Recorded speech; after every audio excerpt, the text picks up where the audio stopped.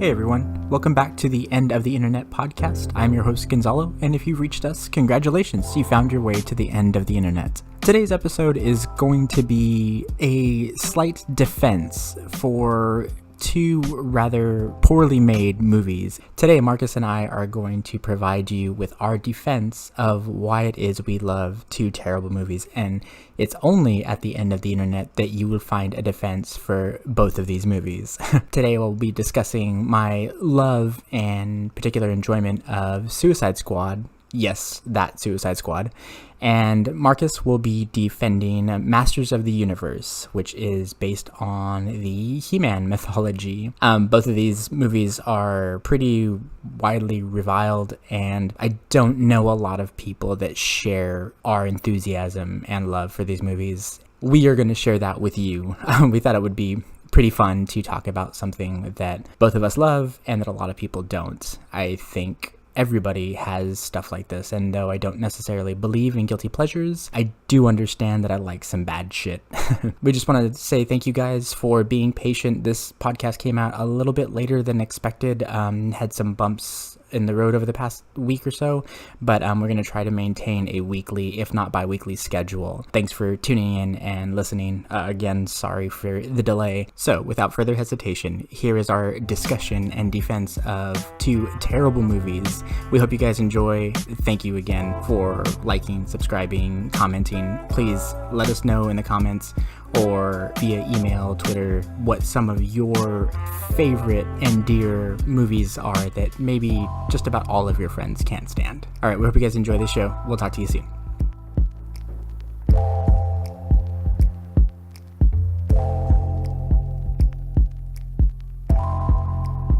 So, today we are talking about a couple of movies that the two of us love. Well, actually, one movie that I love, and then one movie that Marcus loves that we both feel are not good. They're pretty bad movies, pretty universally known to be bad movies, but we love them, and this is kind of our defense as to why we do. We're not necessarily here to change anybody's mind. We're not trying to tell you you're wrong for not liking these movies.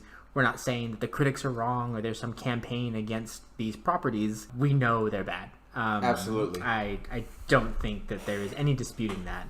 But these two movies that we picked are movies that we love, we can watch all the time, and we're going to kind of give you an insight as to why that is. Maybe like a bit as some reasons why we can continually watch them, why we find enjoyment and amusement in them. And again, we're not going to convert anybody. We're not trying to say that you guys are wrong, and we're not trying to get you to jump on our bandwagon, but we are going to talk about why we like these films, why they stay in our rotation. And the film I will be discussing today is Suicide Squad, part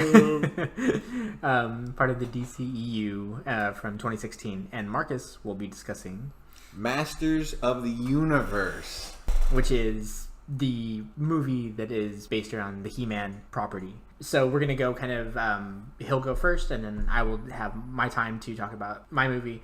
But as it starts, we're going to go with Marcus. So Marcus, if you would like to present your case. Okay.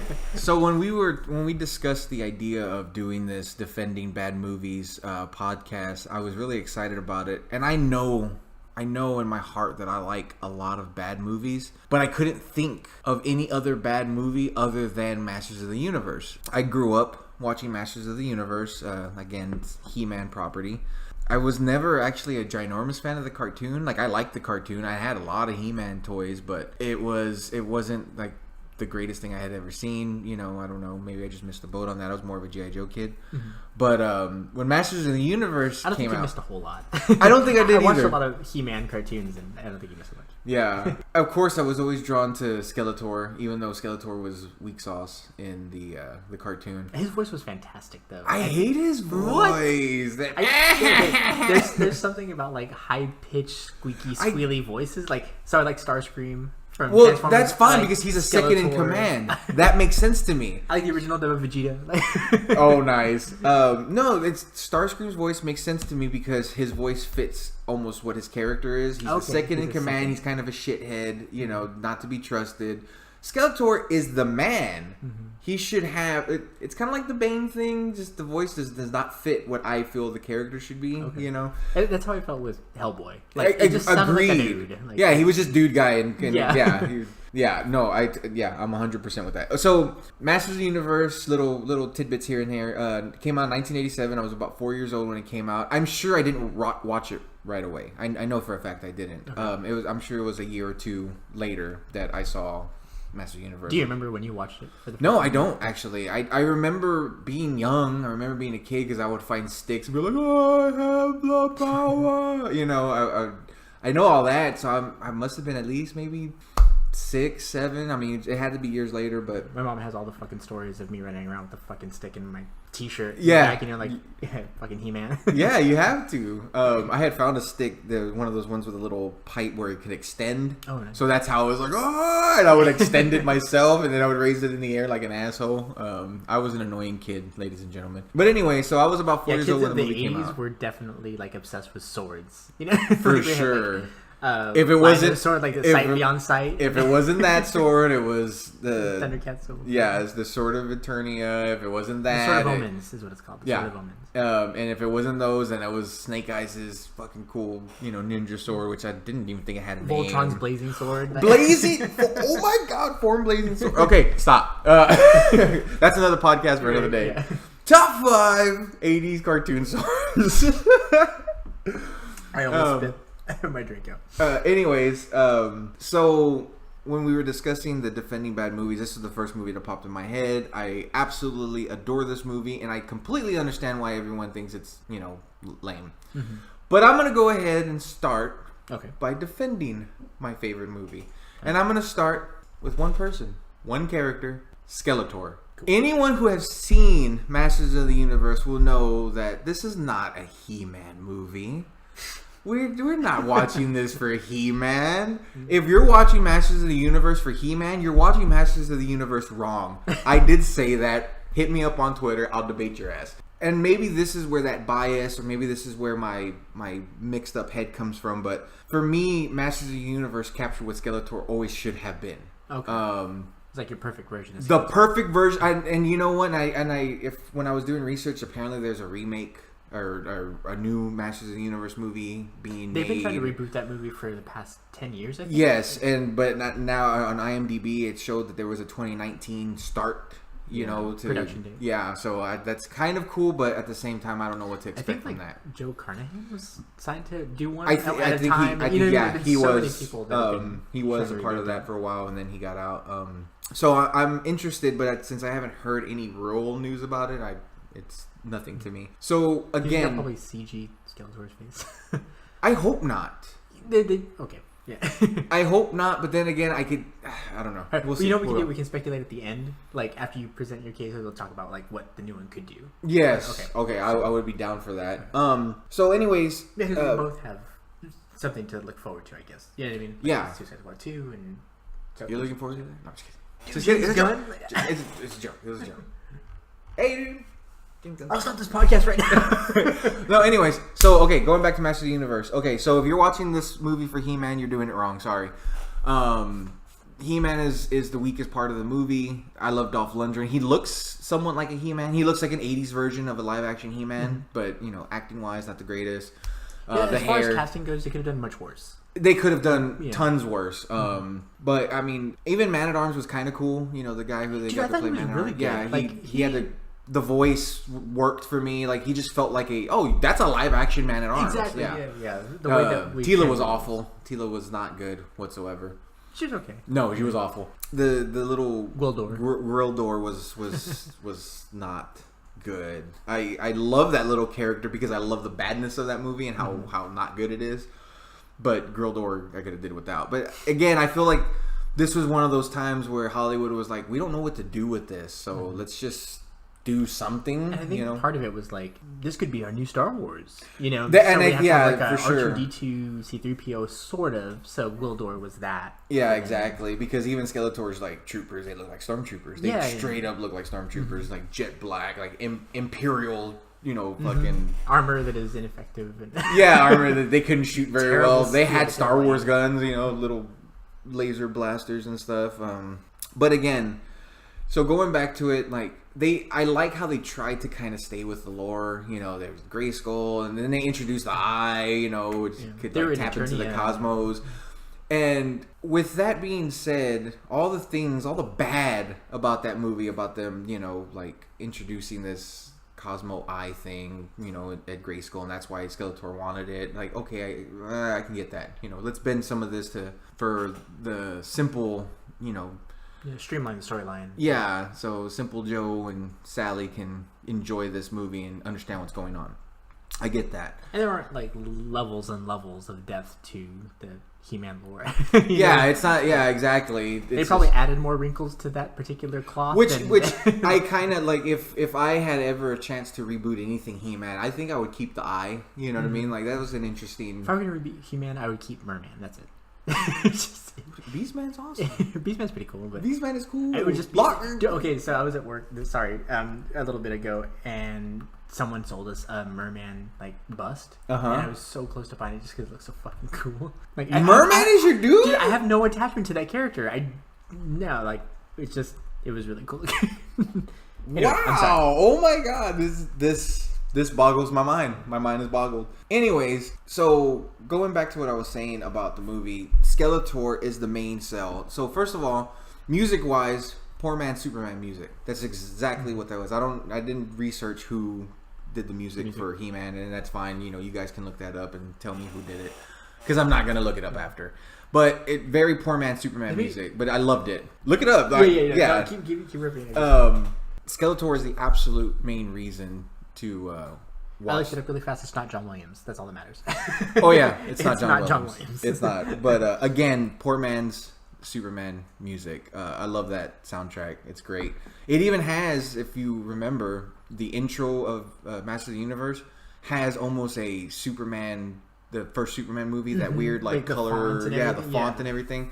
I think they were just trying to bite a lot of people's styles. They was like, let's do the intro to Superman with music, but let's do Star Wars blasters. And I mean, that movie was probably, they had a group of teams going, okay, what's popular? Well, blasters and, you know, stormtroopers. Star Wars is popular. Well, what is He-Man about? Well, swords and naked guys. Like, okay, well, we'll definitely keep those in there. You could argue that Skeletor does nowhere near fit the bill from the cartoon, but I like that. I absolutely like that. That's one of those changes where maybe like a super strong He-Man purist is like, Skeletor's the worst thing in that movie because he's not like the... No, he's the best thing in that movie.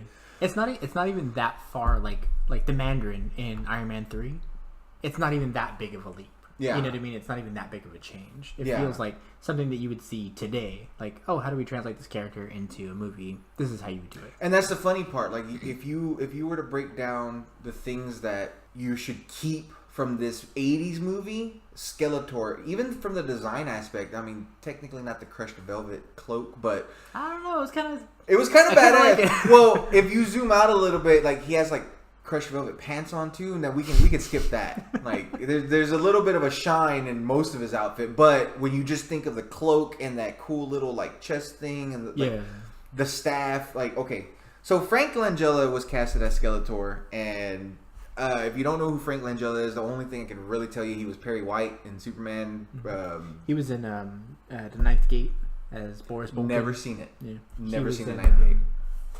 What else? He was in Darkman. Oh my god, he was in Darkman. Yes, okay. So Frank Langella. He did tons of fucking things. Yeah, if you see him, you'll immediately go, oh, you'll dude, see him and go, oh, I know that guy. I know that guy. And he has a fantastic voice, and he played Skeletor. It's so good.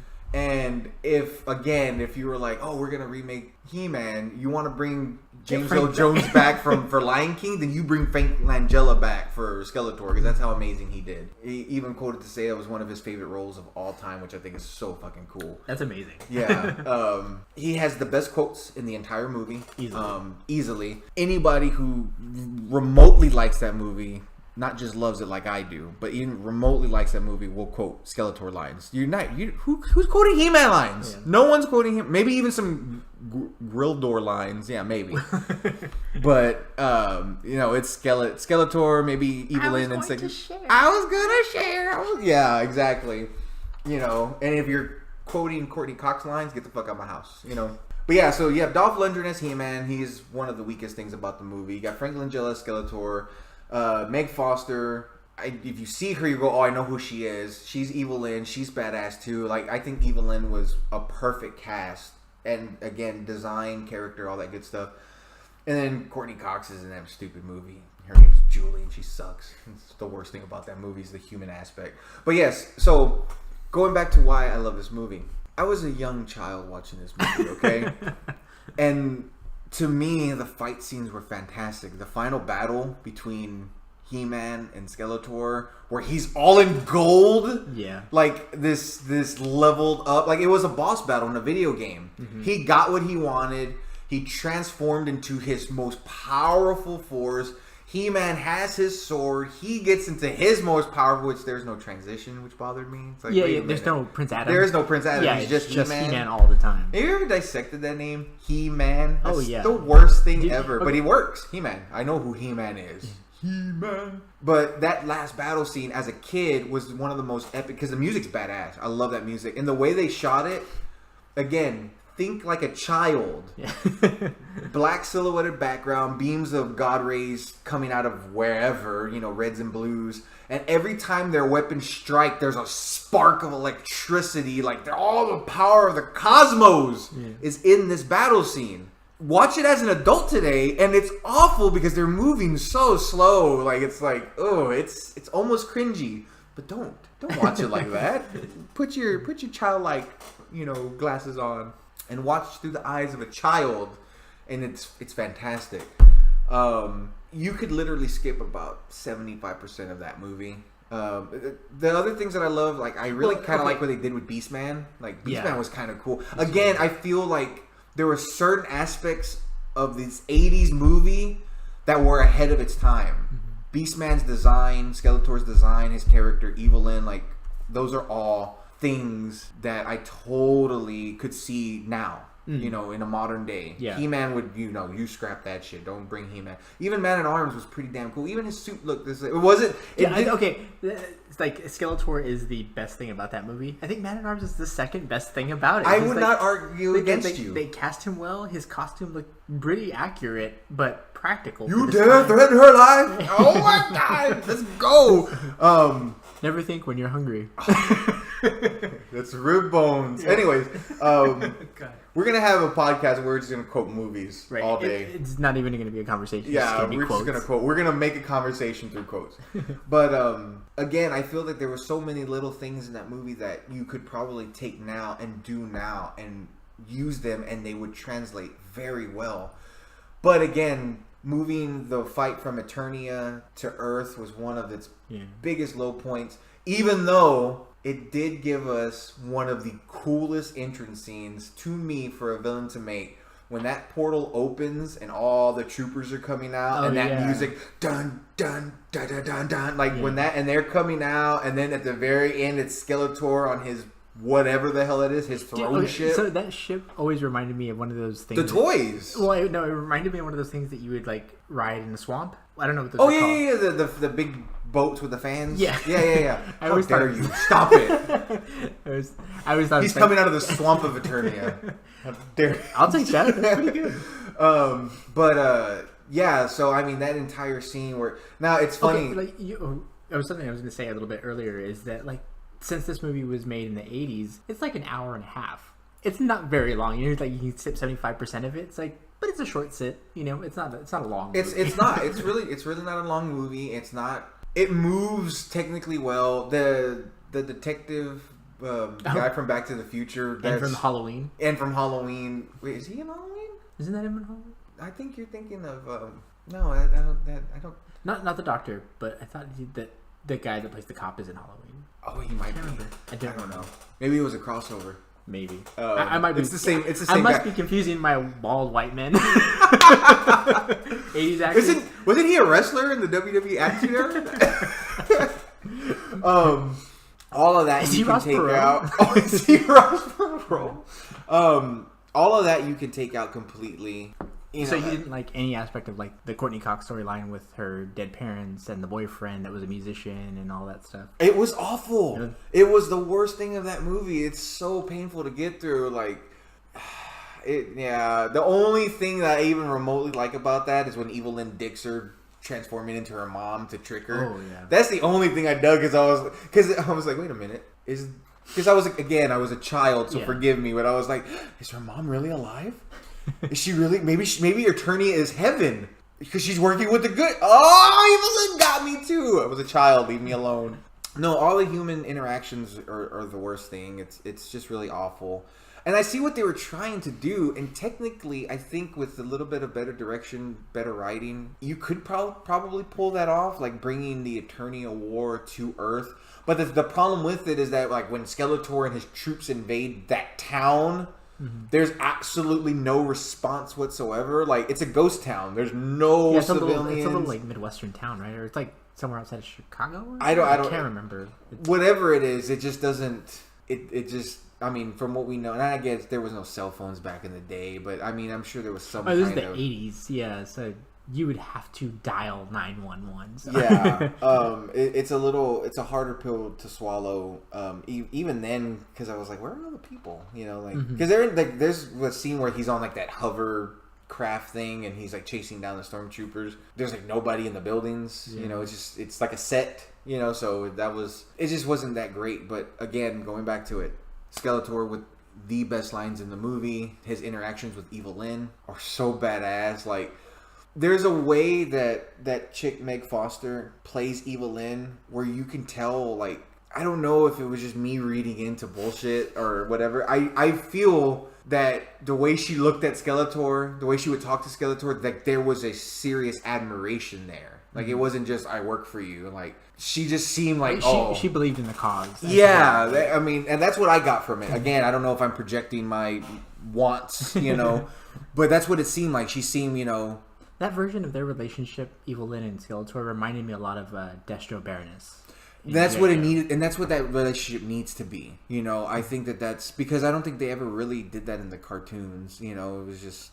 I think she was just on his side. I remember Evil Lyn in the cartoon. Well, and again, internet, I was a child and I don't remember very well. But from what I remember about the He-Man cartoons, Evil Lyn, she had sided with Skeletor because she hated, and I can't remember the dude's name. Her dad was apparently a badass. Okay. And she sided with Skeletor almost in a... like rebellious teen kind of thing? Kind of like a, you know, I'm gonna side with this dude, you know, he's gonna be the new, because he's punk as fuck. Yeah, basically, exactly. He has a skull for a face. Yeah, he has a skull for a face. I don't know if that was old school He-Man or maybe the remake of He-Man, because I know they did a remake because they introduced her dad and he would look like a badass and shit, and but he was more of like an evil entity, not a character, like a person. Yeah, which I thought was kind of cool. And like Skeletor didn't like him. He was like, what? Y'all have the same cause, but he's... I don't know. Anyways, but there's just so much about, again, going back to him, beat the shit out of this dead horse.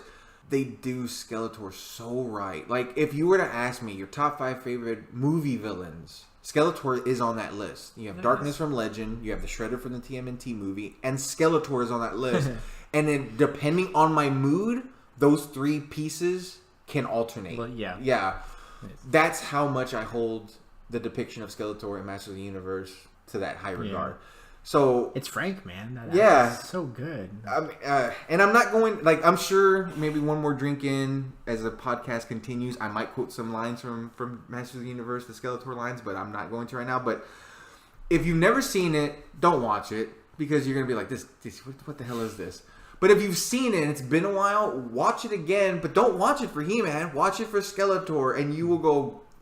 Yes. So you wouldn't say for like people listening that have never seen it, like, watch it for Skeletor? Oh yeah, I would. Yeah. Watch it for Skeletor. Like, fast forward if you're going to watch it. If you're going to watch it, because again, and like I feel what they did with Skeletor is what the guys who did Street Fighter were trying to do with Bison. Like with that over the top, like if you really dissect Julia, what's his name? Raul Julia's lines from Street Fighter, they're kind of cool lines. But the delivery is so over the top, and he doesn't fit Bison's like physical, intimidating statue. Yeah, that it just seems really corny and lame. But if you would have got someone who was really menacing, or if you would have got Frank Langella to play Bison and deliver those lines, there you might have a different character on your hands. Yeah. Because Frank Langella's a big dude too. He's yeah, broad and I think he's tall. like 6'3", 6'4", something like that. He's a big guy. Which is another reason why they liked him so much, because he was like right there with Dolph Lundgren and stuff, which I thought was kind of cool. But again, okay, so let's go through the little. I'm gonna nitpick a couple of things I love about this movie. One, I kind of like, even though they don't go into lore, you kind of need to know stuff already. Right. I love the fact that the movie opens up with Skeletor winning. Like, the war is over. Yeah, right? Yeah, like, the bad guys have won. Yeah, and it's a reason why I can argue that I get what they were trying to do. It's like, well, let's take the battle to Earth. It's like, it's a cheesy way for Hollywood to get the characters involved, so stuff we know, so it's not hard to explain what Eternia is. It's kind of for the audience, like, oh, they're going to come to Earth. And so we don't have to explain too much about Eternia. It's like, we're just going to move the scene. That's why I think, part of the reason why it didn't work to be a new Star Wars is that Star Wars trusted you to just come with us, Yeah. But He-Man kind of held your hand, or Masters of the Universe. Yeah, exactly. I love the fact that it's like, no, we won. Skeletor and his empire won. We have Grayskull. Isn't there a scene where, like, Skeletor's face is projected in the sky? Yeah, that's the very beginning. It's this giant hologram where he's basically telling everyone, you have been conquered. And I love that. He's so intensely vain, which I feel is also a part of his cartoon persona. Yeah, definitely. The only difference is that the cartoon persona to me always seemed like super vain into himself, while Frank Langella's Skeletor seemed super into himself. I'm a god. Like, I am the greatest thing ever. Just saying that, something that always kind of stayed with me, this is something that I'm just kind of realizing, but I guess I always knew, is that the version of Skeletor in this movie kind of informed the take I have when I think of Doctor Doom. That's exactly, like, that's perfect. Frank Langella, Doctor Doom, 2019. No. That's 100%. Like, I think you're absolutely right. Like, if you were to take the way Skeletor acts and talks, the lines he delivers, the way he just spits attitude, like, he is the greatest things inside. Like, one of the things about Skeletor and the line that he delivers when he talks about destiny is he's telling He-Man that you will no longer stand between me and my destiny. One of the biggest outlying themes in the thing is that he knows that he's meant for greatness, and the greatness is taking Grayskull, and the greatness is opening the eye and basically taking the powers of the cosmos, which basically will turn him into a god. And the way that movie and his performance just makes it seem, it's like, to me, it almost makes it seem like, if you're watching this, you should know that I am destined for this period. There is no question. And I love that. Like, he's one of, I'm sure there's many villains like it, but I believe it. There's villains where you're like, you're never gonna win, Skeletor. Right? Yeah. Like, there's those, but for me, it's like, oh shit, like this, he is determined. You're going to have to kill him to stop him. There will be no, saving him. There will be no, like, averting him. No, you will have to kill him because he will not stop. He is so determined.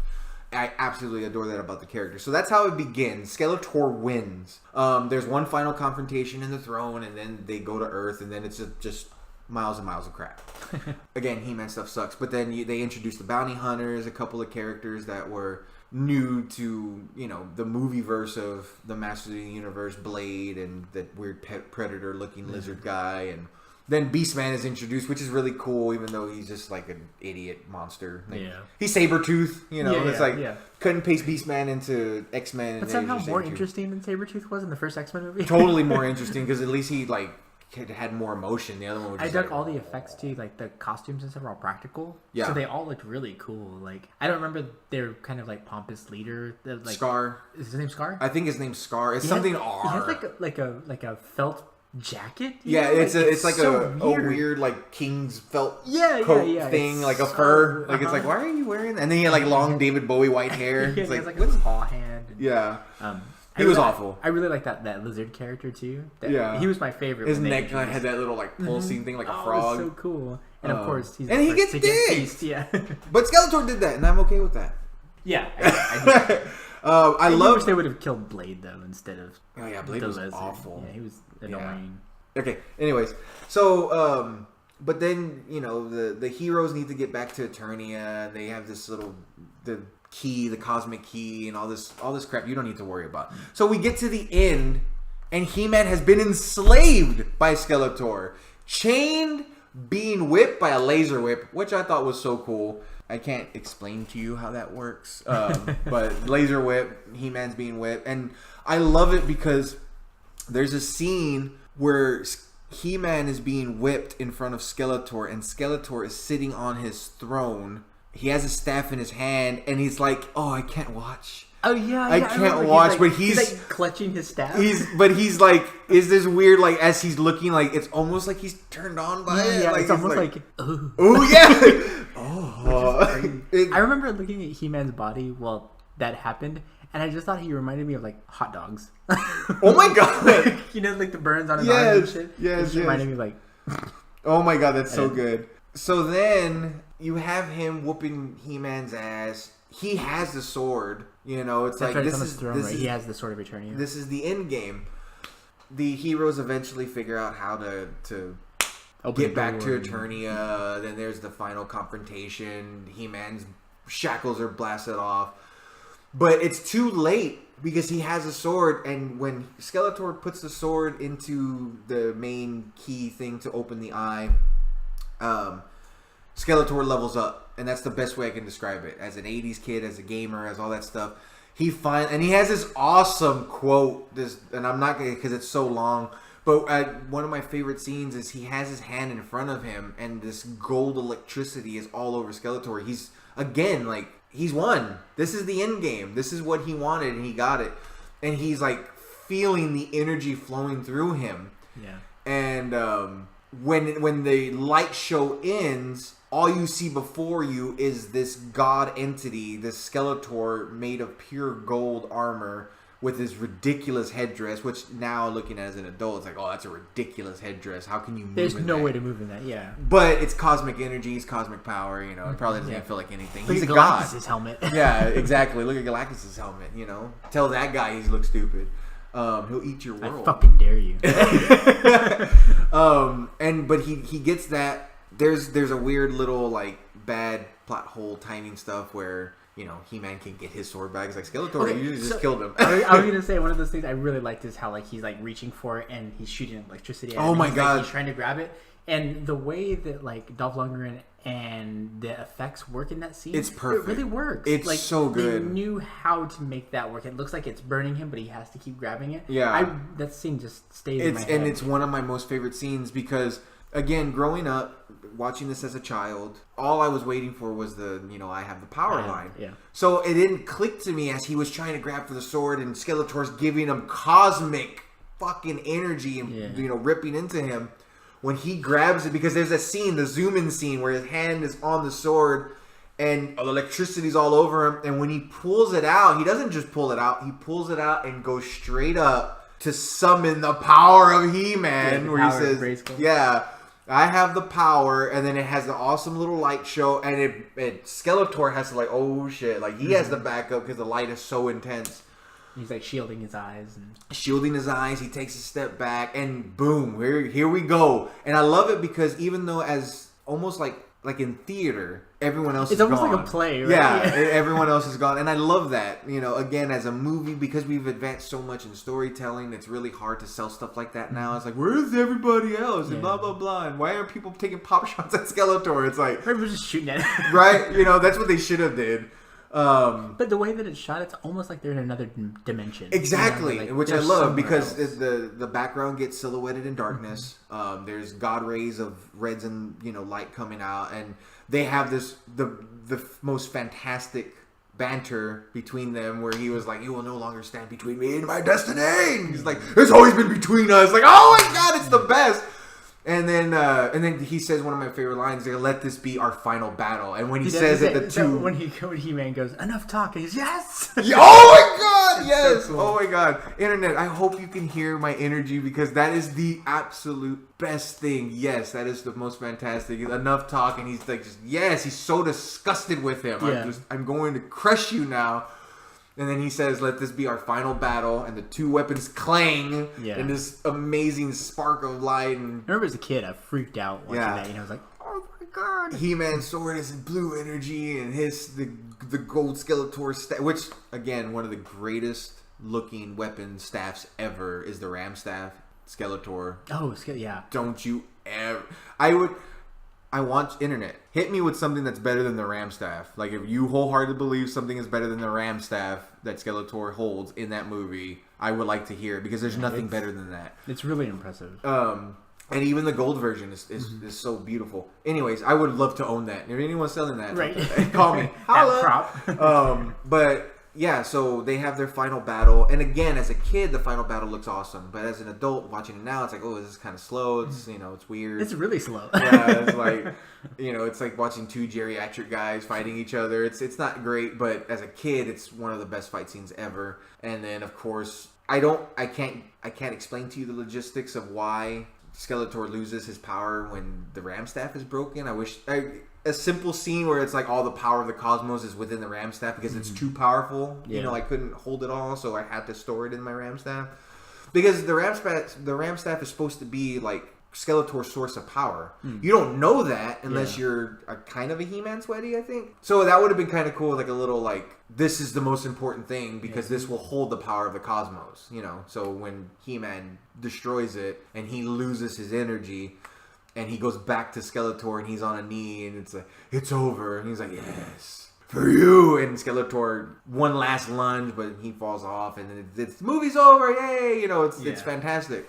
That's all you need to know about that movie. The beginning and the throne room. Yeah. That's it. That makes that movie fantastic. But if you adore those characters whatsoever, if you are a big fan of the He-Man lore, mythology, then this is why this movie's fantastic. And this is why I love the movie. Now, again, like Gonzalo said, we are not trying to sway anybody. We are not trying to turn you into He-Man Masters of the Universe people. And frankly, if you're not already, I don't want you on my side. Unless you go, oh, I like what you said, I want to check it out. Then that's cool. But we're not...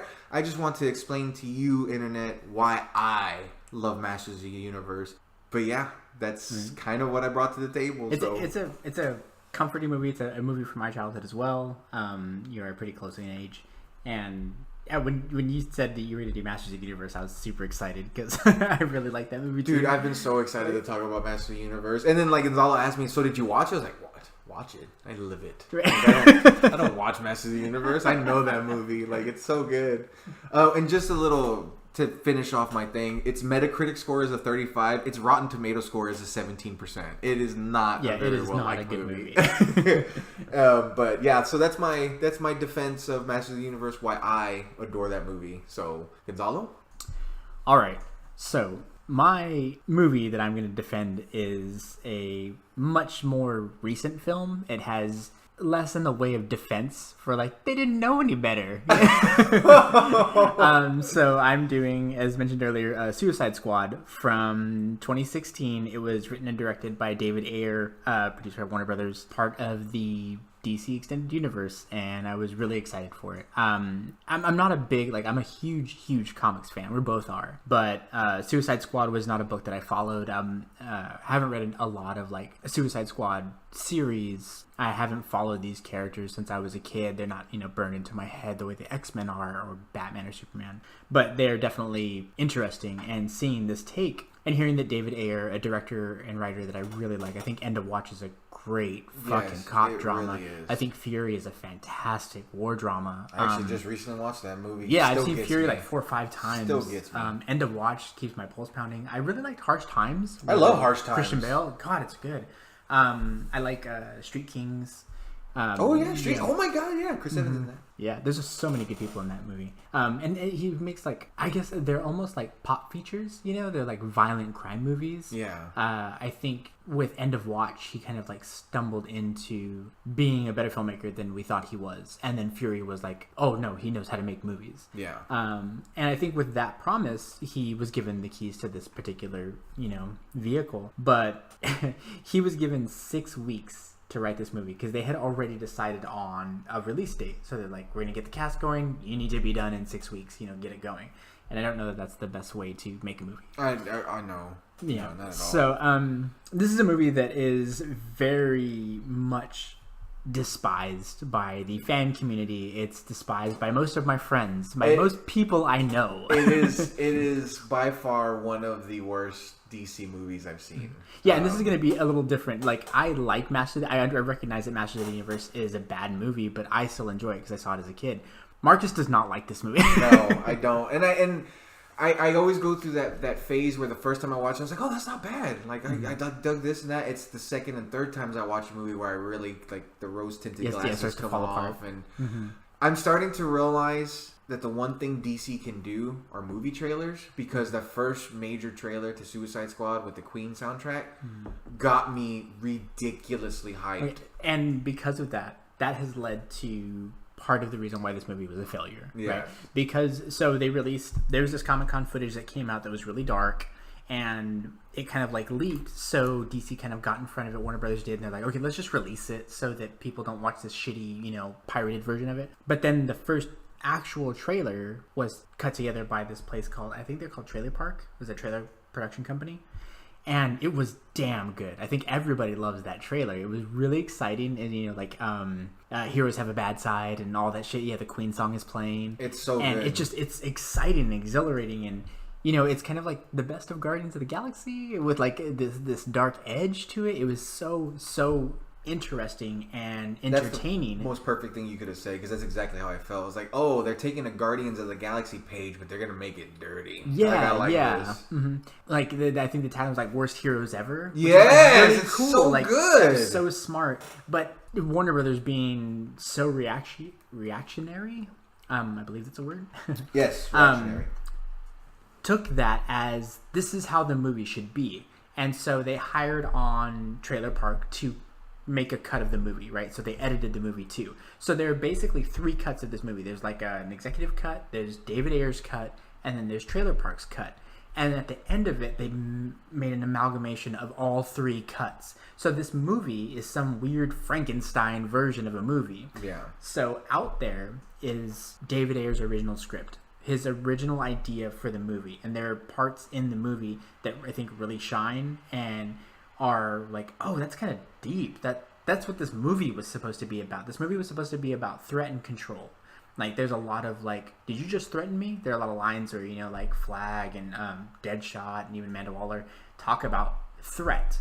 And then there's a lot of control. There's a lot of systems of control, Joker-Harley's relationship, Bellrave and Amanda Waller herself, the government, and even what's her name? Yeah. Enchantress. Yeah, there you she go. Controls a lot. So there's, like, control and threat are both, or even the control of Enchantress. Yeah, and losing that too. Control of it. Yeah, June Moon herself. So there's the hints of something deeper. There's a better movie there somewhere, but we did not get that movie. And I think that it's kind of, I don't know, I guess I'm the type of person that falls in love with the promise of things, right? I'm a romantic in that sense. So same thing happened with Destiny, like what happened with this movie. Like, the movie that should have been is so interesting to me that I kind of love this movie. Like, it was almost like, good swing and a miss, but man, you almost fell over, you swang so hard.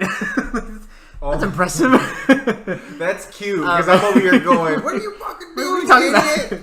Yeah. So I think there's a lot of there are a lot of good actors in this movie. I think Margot Robbie and Will Smith shine in this film. Never gave a shit about Floyd Lawton. Like, Deadshot, I think he's a boring, fucking dumb assassin character.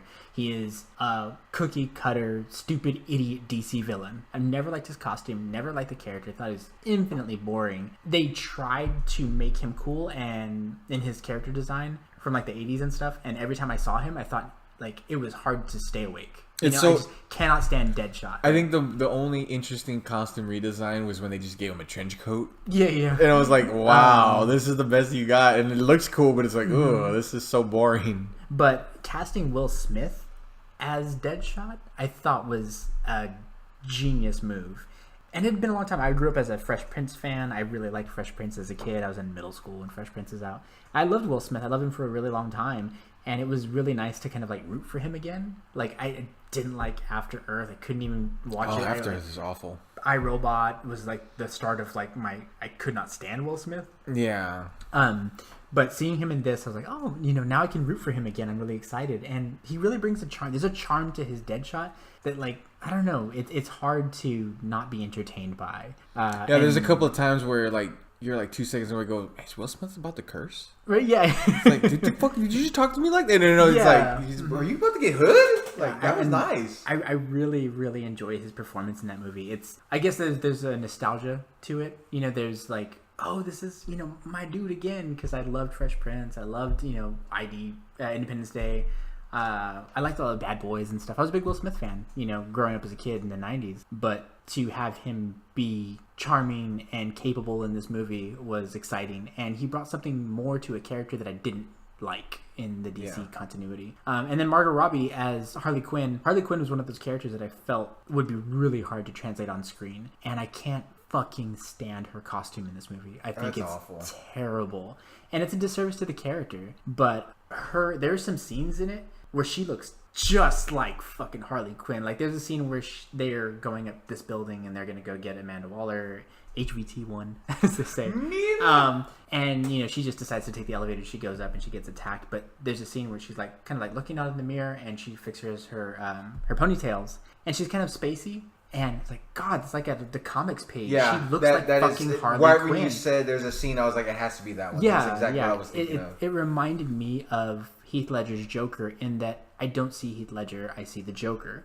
Could you imagine Heath Ledger's Joker with Margot Robbie's Harley Quinn? Yeah. But there's a moments in that movie where I don't see Margot Robbie. I see Harley Quinn. And then I see her in other movies and I'm like, oh, there's Margot Robbie playing Tanya Harding. Or she's in something else, you know? It's like, oh, I've seen her face. She's a good actress. There's something about her voice in The Wolf of Wall Street that I feel is a little more Harley than the voice she was using in Suicide Squad. I've never seen Wolf of Wall Street. It's a fun watch. I don't know if you'll like it. Like you'll probably. It doesn't look like it's for me. It's probably not, but it's just one of those like depraved movies. Yeah. But I would like you to watch it for her because I think you'll go, oh, I see what you're saying, because I think the voice she uses sounds more like Harley Quinn than the voice she's using in Suicide Squad. So just keep that in mind. Yeah, I love it. Probably eventually watch it. But I love it. But yeah, there are moments where she looks like, in everything else, she's Margot Robbie playing a character. In some areas of Suicide Squad, she's just Harley Quinn. I don't see Margot Robbie. I got you. Which I really like. And then I think Digger Harkness, Captain Boomerang, is a character that I fucking think is a waste of ink and space. Yeah. Right? But Jai Courtney as Captain Boomerang cracks me up. I love his portrayal in that movie. I love that he has a fucking jacket that says Captain on it. that was like, an interesting touch because it's like a rugby like poke, but it's like, oh, it's Captain Boomerang. Okay.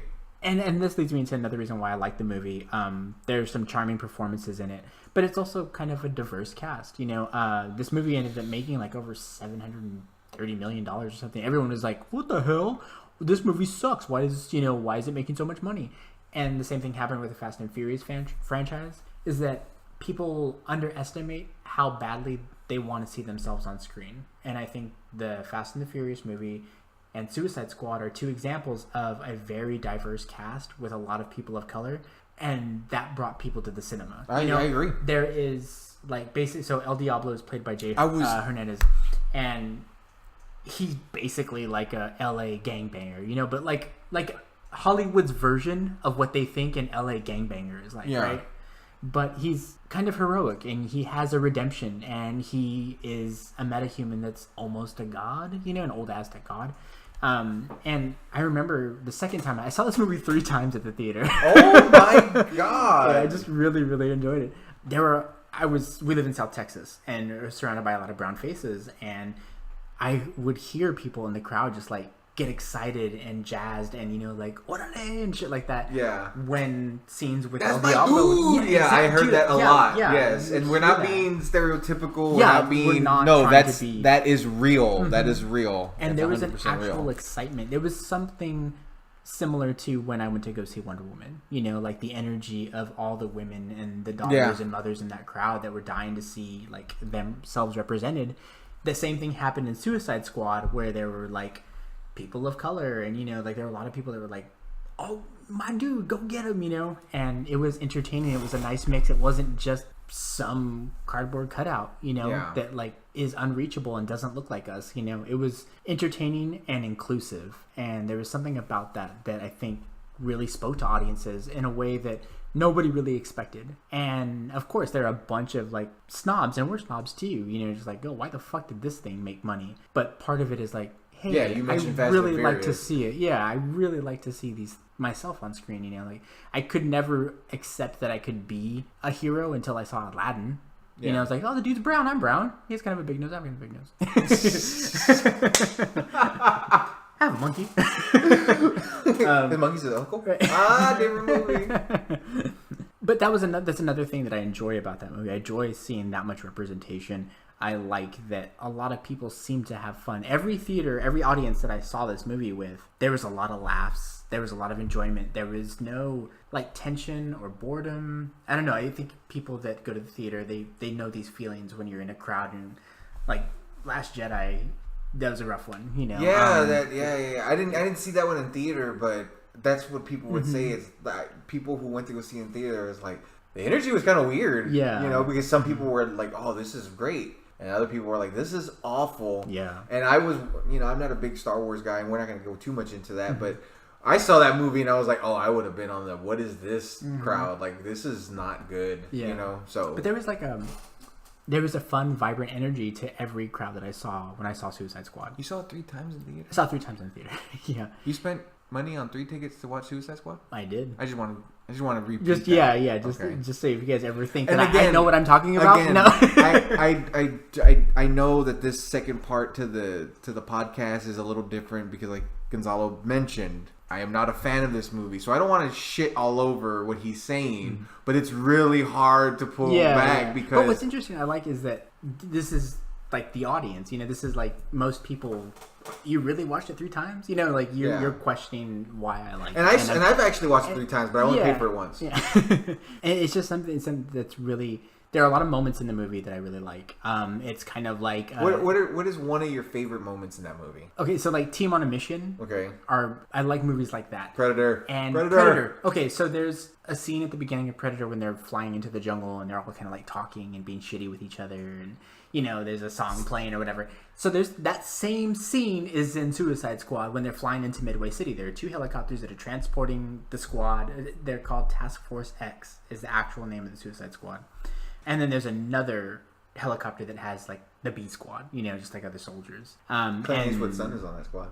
No, he's on the squad's. Oh, is he in the new one? Yeah. Okay. He plays a character named Lieutenant GQ. But they're like talking and being shitty with each other, and they're kind of like feeling each other out, you know. And there's some, you know, tension and some good guys and bad guys, and it reminds me a lot of Predator. Oh, and he has a phone. She does have a phone. But the sound of helicopter propellers is infinitely comforting to me, and it's because I heard it a lot as a kid watching Predator all the fucking time. So I see that scene and it reminds me kind of like a war movie, like they're flying into hostile territory, the fucking city's on fire, like the imagery and the song that's playing, and it's an old 70s song, and then like the almost camaraderie but the combative nature of the conversations that are happening and the hypocrisy that's going on. So like Joel Kinnaman, he plays Rick Flag, and he says that Floyd Lawton is a serial killer who takes credit cards, right? He's accusing him of killing people for money. But he's a soldier who kills people for exactly, money. Yeah, he's a soldier. That's basically his job description. So, but there's a kinship. They like understand each other, and Deadshot is trying to. It's like the cigarette company talking shit about people who sell drugs.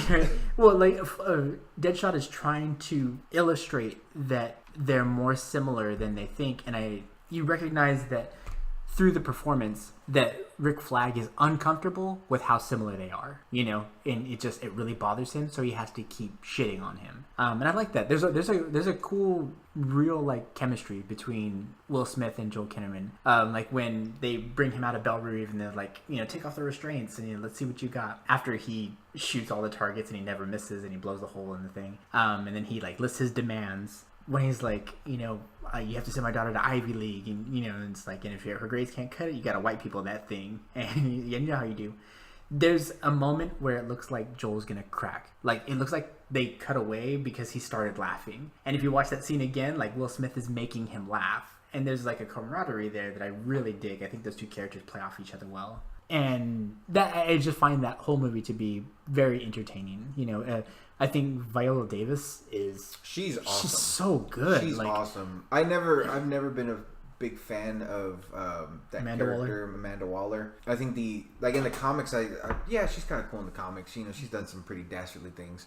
I actually, the first time I ever really kind of go, oh yeah, that character's kind of cool, was in the animated series when her interactions with Batman. Oh yeah, Justice League Unlimited. Oh my god, she's but so good. That was the most perfect example of, it's like, oh, that's how you take a character from the comic and a cartoon and you make him a real person. Yeah. Like, I love how she acts, how she talks. Do you remember watching Green Lantern? Yeah. The Ryan Reynolds Green Lantern? Okay, so Angela Bassett is playing Amanda Waller in that movie. Is she really? Exactly. That's the reaction, right? And then you see Viola Davis play Amanda Waller and you're like, that's Amanda Waller. I didn't know that. I thought she was just some... Okay. No, she's Amanda Waller in that movie. Okay, Kaka. She's Kaka. And I love Angela Bassett. I think she's fantastic. She's so great. But, yeah. I did not know that. And there's like a lot of like... There are things that I kind of like latch onto and, I kind of just focus on that I enjoy. So there are 3 different references to Amanda Waller as being a deity, so Harley Quinn asked if she's the devil. And I thought that was really cool because Harley is a crazy person, but maybe she can see something clearly. And obviously Amanda Waller is here to provide them with a deal that is bad for them and good for her. Yeah. And then Rick Flag once says, he says, behold the voice of God, and shows them, and she kind of tells the squad what to do. And at the very beginning of the movie, when they introduce her, she's talking about the death of Superman. They're playing Rolling Stone's Sympathy for the Devil. And you can hear, I've been around for a long, long years, and that is playing as she's walking into this, this... The restaurant, right? Yeah, the restaurant, yeah, and it's like, pleased to meet you. Hope you guess my name. And it's a great setup for a character. Like, I've never seen a more deeper dissection of that, because I didn't gather any of that. So that gives me a bling. That's a +1, right? Because that's kind of cool. Like, okay, I get where you're coming from. Yeah, so she smiles just as pleased to meet you. I hope you guess my name. It's such a cool little intro. Like, that was really well done. Yeah, I find the squad to be charming. I think it's not very good though. I mean, it's kind of a lame setup, the lame bad guy. There's so much more that could have been done as far as utilizing the squad in a way that made more sense. It's like bad guys versus badder guys, instead of bad guys versus God, which is super crazy to think about. Yeah, and the Joker, I think we talked about it at one point, or maybe we talked about it, or maybe it's just buzz I heard on the internet. But it would have been a much cooler, better story if it would have been like, oh, we assembled the Suicide Squad to go after the Joker because the Joker got a hand on a megaton bomb or something. I don't know, something along those lines versus them fighting a god. What we had talked about too is that why is Harley on this squad? Right? Yeah. Why is she there? It's like, oh, it's the Joker's girlfriend. She's crazier than he is. Blah blah blah. All this bullshit, right? But what would have been a cool twist is if they added Harley Quinn to the squad to flesh out the Joker. Exactly. Right? To flesh him out of hiding. And that would have caused, we think we're going to go save Amanda, or we're going to, stop Enchantress, or there's some takeover in Midway City or whatever. It's like, that was the cover for the cover story. But the real story is, no, we're trying to flesh out the Joker. And the only way to do that is to put Harley in harm's way. But, I mean, some better movie out there exists, right? Yeah. But I like the scene when they're in the bar and they're kind of talking about life and that they're bad guys and this, and there's a lot of that kind of don't forget we're the bad guys, we're bad guys, that's what we do, that kind of shit. Yeah, they remind you 27 times. Yeah, make it a drinking game, you will die. Yeah, but at the same time, it is it was something that could have really set itself apart from Marvel and other comic book movies at the time. and it kind of did. It was still you're still following this group of prison inmates, that have specific skills, and they go on a mission, and I really dig that. I think the music in it is a little try hard, but it's not necessarily the worst thing about it. And at least they put in some serious effort, even though the music is a little too much, very trite, all that good stuff. Because if you got the guys who had selected music or were trying from Suicide Squad to do Watchmen is a better movie to me. I don't know that I can say that. To me, it's because a lot of that soundtrack is awful, and it really kills that movie for me. Yes. Like yeah. so, But and I'm okay, talking like from okay. a D- to like a C+ better Like, for me. Watchmen had Watchmen to pull. You know what I mean? Like all Watchmen had to do was follow the fucking blueprint that is the comic. Yeah. Whereas Suicide Squad had to a make whole a new story thing, yeah. out of these characters. And you take one of the greatest things ever written and produced and make a movie out of it, it's gonna be pretty good. A+, I guess. Yeah. But there are a lot of things in Suicide Squad that don't work. The movie is chopped to pieces. There are some bad scenes. There's some poorly acted scenes. Killer Croc is awful. Killer Croc is wasted. He's wasted and awful. Yeah, and I really don't like his look. Yeah. But keeping with the look, that movie won an Academy Award. It's the only DC EU movie with an Academy Award. They won for Best Costume Design the year that it came out. And I don't necessarily think that that's unfounded. Like I look at all of the costumes that were put together, the amount of care and detail into everybody's suit, like because the characters and the script was kind of flat and it was cut up, the characters had to shine through their uniforms, and their uniforms kind of help you tell the story of who these characters are. It carries some of the weight of that storytelling, and I think it definitely deserved it. I can't think of something that came out in 2016 that I guess deserved it more. I can't think of anything. I would, but that was interesting, and everybody kind of like laughed it off too. It's like, oh, I guess Suicide Squad's an Academy Award-winning film. And being a huge Joker fan, I was excited about another take on the Joker. I will always be excited about any take on the Joker. I'm super excited for this Joaquin Phoenix Joker film that's about to come out. And in execution, I think, and I don't know how much of this was because of the editing, but the Joker is completely wasted in that movie. Mm-hmm. But the less seen of this version of the Joker, the better. Yeah. I don't find him to be a very compelling Joker. I don't think that Jared Leto is as good an actor as most people think he is. He doesn't really do anything for me, and I just don't like it. But, I am. But I'm okay with it for the same reasons why I'm okay with Batman and Robin. Like this is this universe's version of the Joker, and even in my own headcanon, I think about like this is some gangster who's taken on the moniker of the Joker, but the real Joker is out there somewhere. And I always kind of had this like sweaty dream that the real Joker would show up in the next Suicide Squad movie and kill him. Just like he just took on the persona of the Joker because that hole was vacant, right? The Joker existed and he was gone. And then this person rose to prominence and power as a gangster in the underworld and decided to be the Joker. He took on the name. He took on the mantle, like Kingpin, right? But that almost kind of like a weird reversal of like in the Dark Knight where there were like Batman. Yeah, exactly.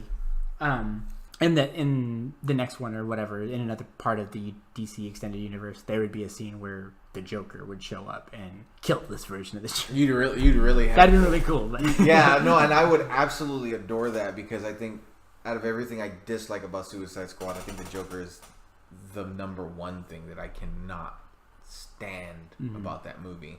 But yeah, I would, if you were to tell me that Suicide Squad 2 was going to do that, I would be all in day one. Like, let's go. Give me a better Joker because it's so hard to watch. Like, yeah. There's one scene where I was like, oh, that was kind of cool. And it's where he kind of laughs because the laugh is actually pretty decent. Yeah.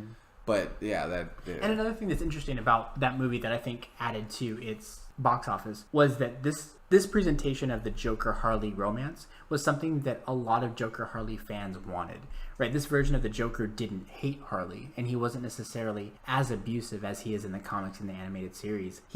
There is one scene that's really rough, but for the most part, this Joker cares about this Harley a lot. Yeah. And I think a lot of people attach themselves to that. They like the idea of Harley and Joker being this kind of Bonnie and Clyde ride or die couple. Yeah. And we know as comic sweaties that's not really the case. That's not the real premise.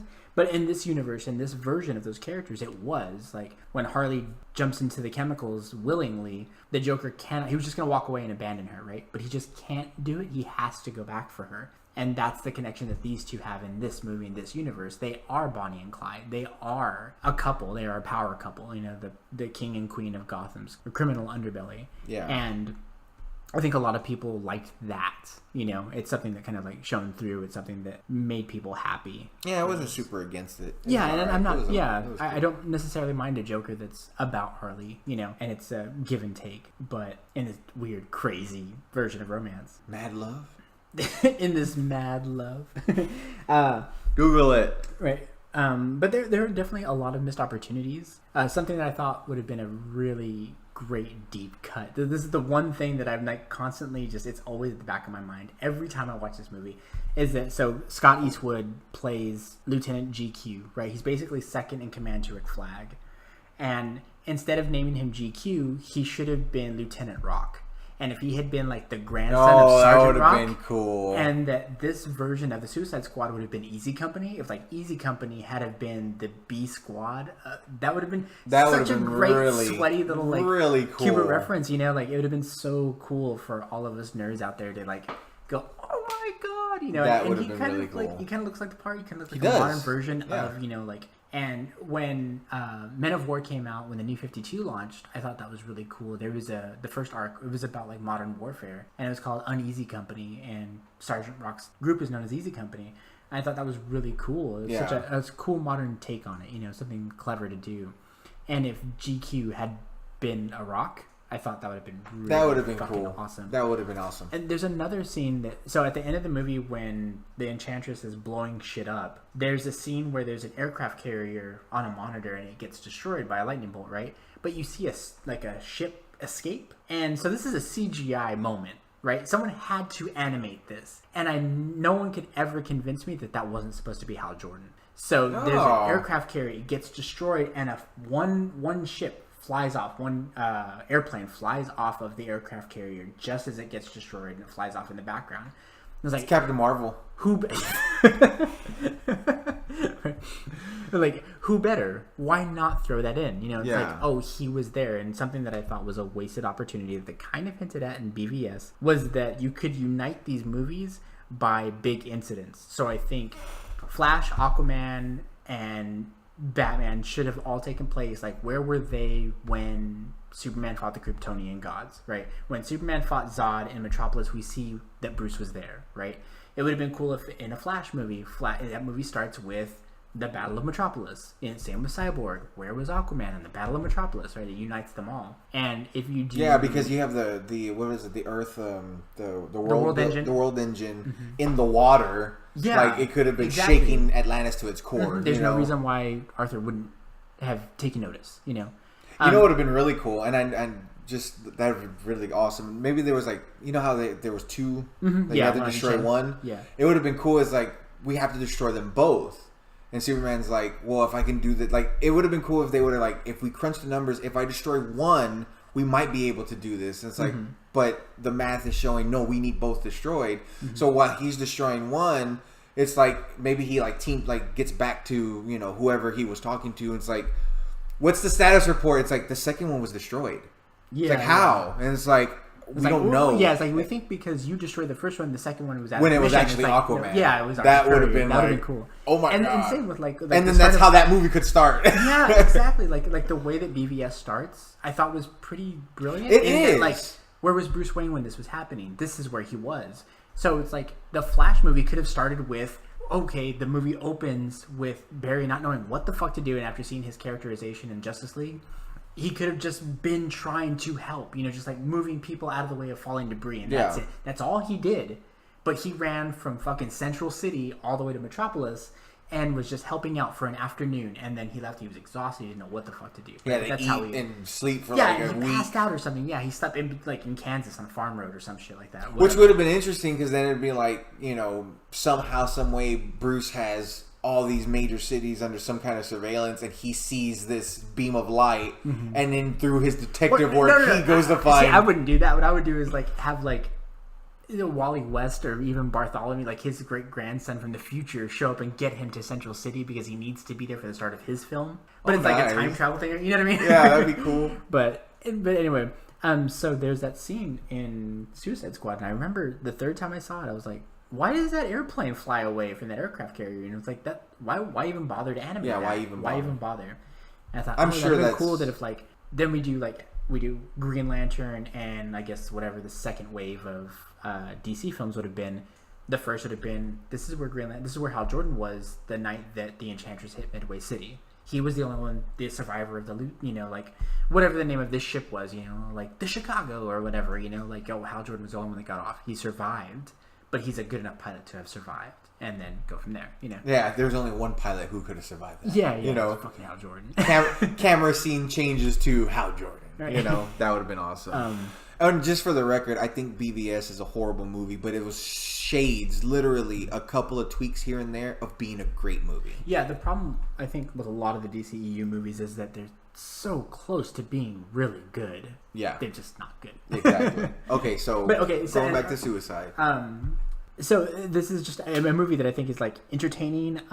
As a kid, I would have loved it. It would have been my Masters of the Universe. Suicide Squad is the best thing ever. You're stupid. It's like I would have grown up watching this movie a million times on HBO and USA or whatever. I don't know. There's something about it that's still very charming to me.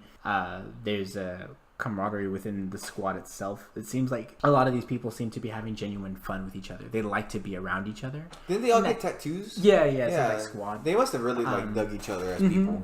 They seem to, at the very least, enjoy each other's company. Yeah, and I like that, and it kind of translates on screen. It's not necessarily the same level as Guardians, and like after that trailer came out, a lot of people were like, "Oh, they're trying to do Guardians." Right? Guardians of the Galaxy was kind of like the benchmark for a misfit group of people in a comic property that could work and blow your socks off. And I think Guardians of the Galaxy is a fantastic movie. It is. I think that Guardians of the Galaxy is one of, if not the only classic to come out of the MCU. All 10 years.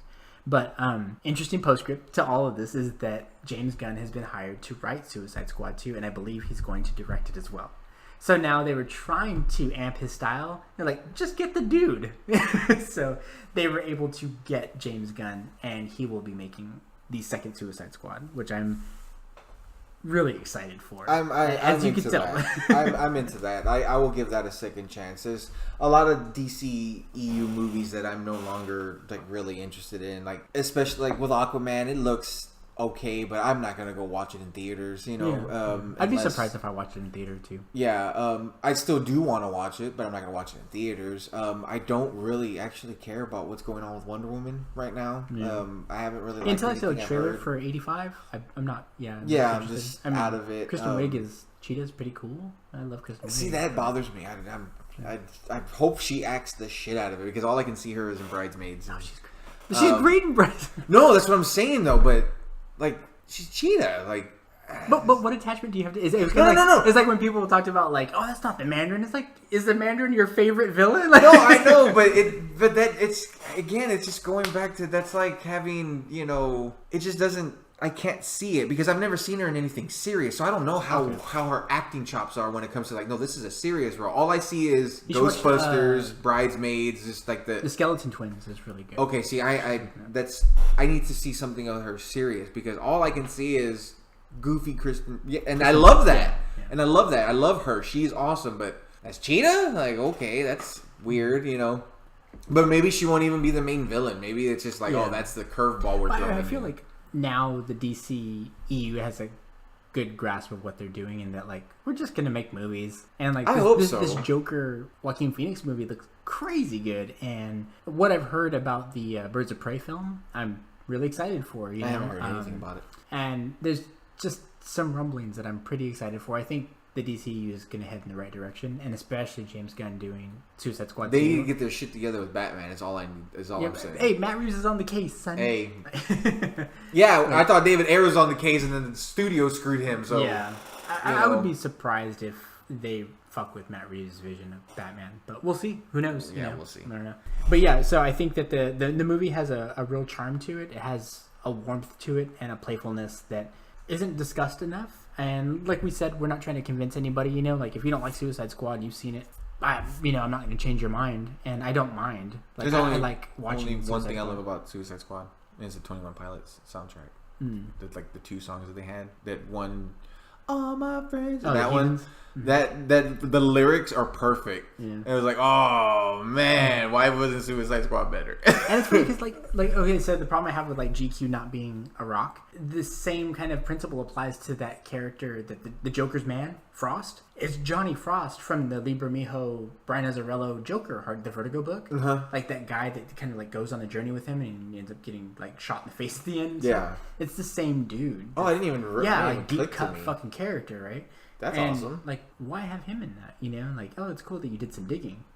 So that's cool to see. But it's a movie that I will probably continue to watch. You know, I have kind of a high standard for the movies that I like, and so do you. And these are just films that I think that I don't know what it is. They get to us in a way that it's hard to quantify, but I will always watch Suicide Squad.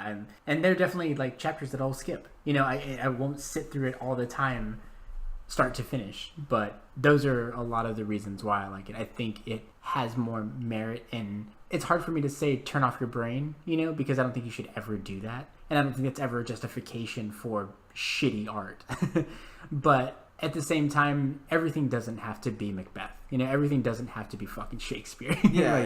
There are some nuggets of gold, and if you start with kind of a mess, you'll start to figure it out, you know. And I think if you're going to take a chance on something messy, have it be Suicide Squad. You know, have it be that diverse cast. Have it be something. You know what my Suicide Squad movie would have been, and it would have been the greatest movie ever?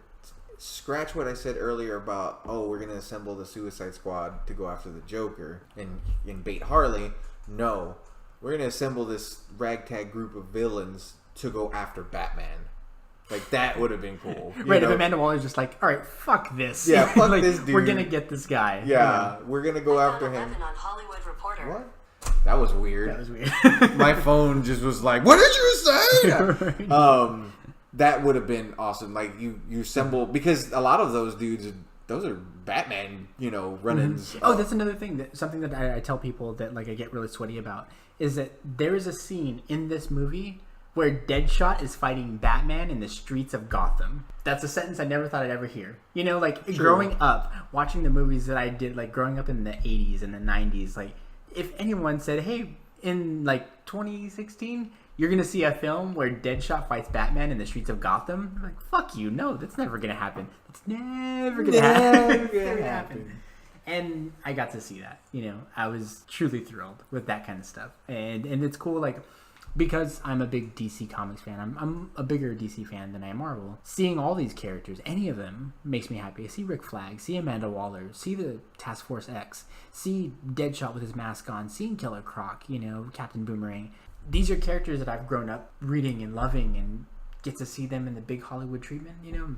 All four. We went to go see fucking Green Lantern, you know, like we all went, me, you, RJ, and Sam, you know, and that's how kind of devoted we are to these characters. To get to see them in this fashion was pretty exciting, and I just can't, it's really hard for me, like the way Did we go see Suicide Squad together? I know I've seen it with you. Maybe. But I don't know if we saw it. We must have seen it at the theater. I saw it 3 times. Yeah. But in a way that, like, I, like, the nerd side of me, like the geek kind of excitement overtook me the first time I saw Daredevil, and every subsequent time I've seen it, I hate it more and more. Yeah. Even though I think there are some redeeming qualities to it, that has never kind of like waned as far as Suicide Squad goes, because it's such a, like, the squad itself, you know, they're such underdogs. Like, this movie just got shit on, and they're treated like the squad gets treated in the comics. You know? Like, the movie is like that. Yeah. You're very poetic. But that's my defense of my adoration for the squad. So let me tell you why I hate it. I'm just kidding. Well, the other thing to add, like, I mean, you can, you know, not no, but just things that you're like, I can't believe you like that. No, I mean, it's just the entire movie. It just really bugs me. I just can't stand the depiction of the Joker.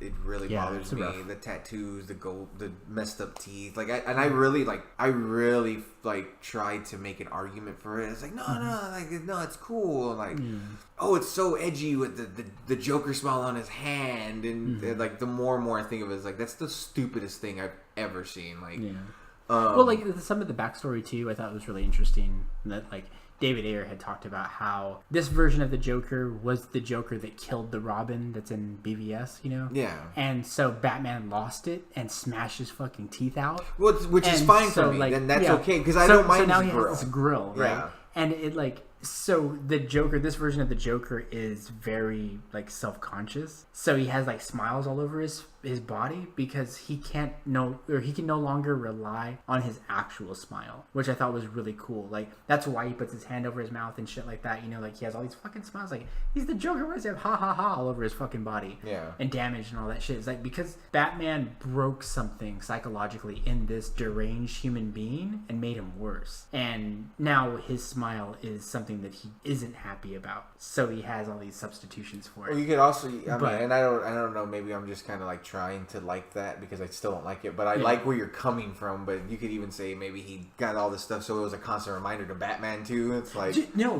that makes a lot of sense. Like so, the idea that Batman smashed his fucking teeth out of his head is facts. Like that's what Ayer had in the story and in his backlog, right? But this other stuff that we're thinking of, I think, is also something that you can bring to it. Like I think that this version of the Joker was a constant reminder to Batman, like I was once beautiful and you've made me this ugly thing and I've taken something beautiful from you. And you know, it's there's more to it, but they just never took the time to unpackage it. So. And I'm sure, and that's just it. I'm sure if you would have taken the time to unpackage that, if you were to tell me as a viewer, it's like this is why he has these tattoos. It's a constant reminder to Batman. Like, that's why he says damage on his head. This is what you did to me. And this is why I have a smile. This is why I cover my mouth. Yeah, with a smile. Because you wrecked that. Like, so I took something away from you. You took something away from me. But now I'm going to constantly throw it in your face through visuals. You know what I mean? Yeah. That, you know, because doesn't he have like a dead Robin somewhere on him? Yeah, there's like a bird on his shoulder or whatever. And that makes more sense. This is also one of... not maybe the first version of the Joker that seemed to like legitimately just have like bleached skin. Like I know that the Jack Nicholson one did, but it looked like obvious makeup. It looked heavy with makeup on, you know? Whereas like this version of the Joker, like he had green hair and he had white skin, you know? And I really liked that. I do dig that. I didn't mind Jared Leto's voice. I like how he was trying to do a Joker, but just everything else. And then he had like a shiny purple Lamborghini. I don't know. There's just certain little things that just bug me about that movie. I can't stand Rick Flag. It's something that someone pointed out on a podcast that maybe carries over to this film too. They were talking about Dark Knight, and they were saying that this version, that the Heath Ledger version of the Joker in that movie never actually laughs. He's always forcing himself to laugh because he doesn't actually find anything funny, but he knows that the world is all fucked, right? And that the world is all chaos. And he's like an agent of that. And when I thought about it some more, because I've seen that movie like a million times, it does seem like every laugh in The Dark Knight is forced. And so maybe this Joker is too. Maybe it's like a through line. Like we know, one of the things about the Joker's history that we know for sure is that his dad beat him. Like his dad was a monster. So this version of the Joker, maybe he has that fucked up weird like cackle that is forced because he's never really laughing, you know. Who knows? Who knows? Yeah. But that was my defense on Suicide Squad. Yeah, I love it was it. good. So, it was a fantastic defense. You definitely tweaked my needle a little bit. But yeah, I still can't stand that movie. But I loved listening. That's one of the things that I like about these things. I like where you're coming from because I know I've asked you a million times, like, you like this movie? Yeah. And I've been dying to hear this part. So, because I knew... Yeah, I swear every time this movie comes up, you always like, you like this movie? Yeah, it's... And I'm sure we had some honorable mention ones that we could have did. Like, I know you like Thor Ragnarok, and I can't stand that movie, and that would have been a good conversation too. But yeah, I was dying to hear what you had to say about Suicide Squad. You know, audience that's listening, we definitely have talked about maybe having this be a recurring segment. So maybe we will, you know, in the future, bring up another 2 movies that we both like that are bad. I wouldn't say Thor Ragnarok is bad, but yeah, it was just, we wanted to kind of like talk about, we had talked about maybe bringing 2 or 3 movies, and then we kind of like pared it down to 2, and then we're like, okay, how about 1 each? So that we can kind of take a little bit of time to discuss them. And we sure did. Yes, we did. That was my defense on Suicide Squad. And this was Marcus's defense on Master of the Universe. Do you want to take us out? Yes, absolutely. So, again, we want to thank you guys so much. Please, if you have any feedback, any questions, comments, complaints, whatever, our email is endoftheinternetpod@gmail.com. We have a Twitter, EOTI_podcast. You can shoot us a message there, send us some love. And then, of course, we do have a Facebook page. I will try to keep more involved with that. End of the Internet podcast. It is a Facebook page. You can find us on that. And again, shoot us comments, what you like about the stuff, what you want us to talk about. That would be fantastic to get any kind of feedback. We really enjoy it. It's freaking awesome. Thank you guys for your support. Yeah, if you guys have any maybe topics that you were interested for us to discuss, please let us know. Comment in the comment section or hit us up online via Twitter or email. But for the End of the Internet podcast, my name is Gonzalo. I am Marcus. And you've reached the end of the internet, and this is the end of the episode. Have a good night, guys. Thank you. Good night.